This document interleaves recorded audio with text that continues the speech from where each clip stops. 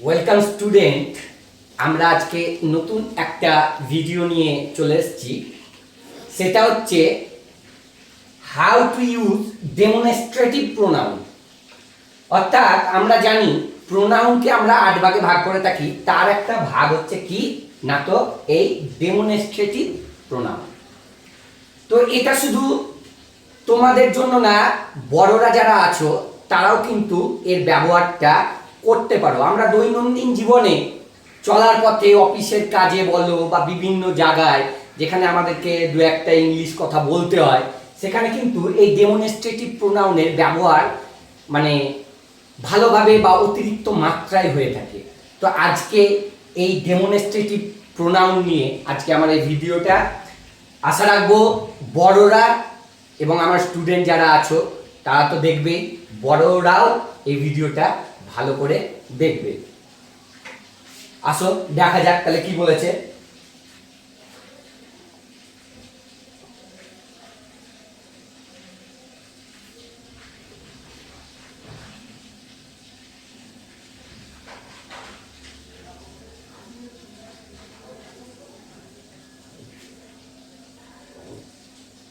তো আজকে কি বললাম, আজকে যেটা আমাদের আলোচনার বিষয় সেটা হচ্ছে কি না তো ডেমনস্ট্রেটিভ প্রোনাউনের ব্যবহার।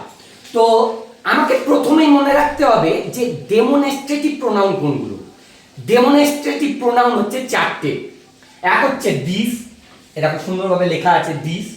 2 নম্বর হচ্ছে দ্যাট, 3 নম্বর হচ্ছে দিজ, আর 4 নম্বর হচ্ছে দোজ। তো আমাকে জানতে হবে যে দিসের ব্যবহার কখন করব, দ্যাটের ব্যবহার কখন করব, দিজ এর ব্যবহার কখন করব এবং দোজ এর ব্যবহার কখন করব। আমরা প্রায়শই কথা বলতে গিয়ে একটু আটকে যাই যে এটা দিস বলবো না দ্যাট বলবো। আজকের ভিডিওতে এটা কিন্তু পুরো ক্লিয়ার করে দিচ্ছি কনসেপ্ট। দেখুন, সবার ভালো লাগবে ভিডিওটা। তো ডেমনস্ট্রেটিভ প্রোনাউনে এই দিসের ব্যবহার কখন করব সেটা প্রথমে দেখি।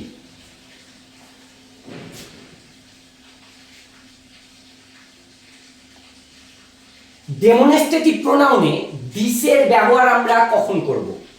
সিঙ্গুলার নাম্বারে কোনো জিনিস যখন আমার কাছে থাকে তখন আমরা সাধারণত দিসের ব্যবহার করে থাকি। কি বললাম? সিঙ্গুলার নাম্বারে কোনো জিনিস যখন আমার কাছে থাকবে তখন আমরা কি করি না তো এই দিসের ব্যবহার করে থাকি। তো একটা উদাহরণ দিলে আমি আশা করছি কনসেপ্টটা ক্লিয়ার হয়ে যাবে। দেখো, এই একটা পেন, এই পেনটা একটাই পেন, মানে সিঙ্গুলার নাম্বারে একটাই পেন আছে আমার কাছে। তো এই পেনটা যখন আমার কাছে থাকছে তখন আমি বোঝাবো দিস ইজ মাই পেন। বোঝা গিয়েছে আশা করছি যে এই সিঙ্গুলার নাম্বার অর্থাৎ একটা পেন যখন আমার কাছে থাকবে সেইটা বোঝাতে আমি দিসের ব্যবহার করবো, যেটি দিস ইজ মাই পেন। আবার সিঙ্গুলার নাম্বারে এই পেন যখন আমার থেকে দূরে থাকবে, সিঙ্গুলার নাম্বারে এই পেন যখন আমার থেকে দূরে থাকবে তখন সেটা বোঝাতে আমরা কিন্তু দ্যাটের ব্যবহার করে থাকি। দেখা যাক তো কি বলেছে, ইউজ অফ দ্যাট। কি বলেছে আমি একটু আগে বললাম, সিঙ্গুলার নাম্বারে কোনো জিনিস আমার থেকে দূরে থাকবে তখন সেটা বোঝাতে আমরা সাধারণত দ্যাটের ব্যবহার করে থাকি। তাহলে একটা এক্সাম্পল দিয়ে দিলে আশা করছি বোঝা যাবে। তো এই পেনটা একটাই পেন, এটা আমার থেকে দূরে আছে, ভালো করে লক্ষ্য করো, দূরে আছে। তো আমি এই পেনটাকে বোঝাতে দ্যাটের ব্যবহার করব। কিভাবে না তো দ্যাট ইজ মাই পেন, ওই পেনটা হয় আমার। আশা করছি দিস আর দ্যাটের ব্যবহারটা বোঝা গেল। নেক্সট কি আছে দেখি।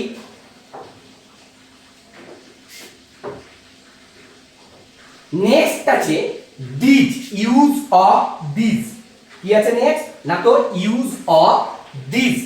তো আগে কি বললাম, সিঙ্গুলার নাম্বারে কোনো জিনিস যখন আমার কাছে থাকবে তখন সেটা বোঝাতে আমরা সাধারণত দিসের ব্যবহার করি, এবং ওইটা দূরে যখন থাকবে তখন সাধারণত আমরা দ্যাট ব্যবহার করি। এইবার দিজের ব্যবহার করব প্লুরাল নাম্বার।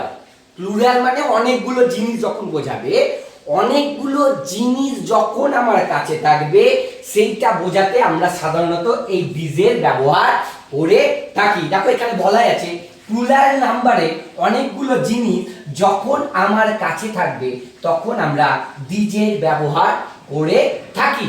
যেমন অনেকগুলো বই আমার কাছে রাখা আছে, তখন আমরা কি বলবো? These are my books.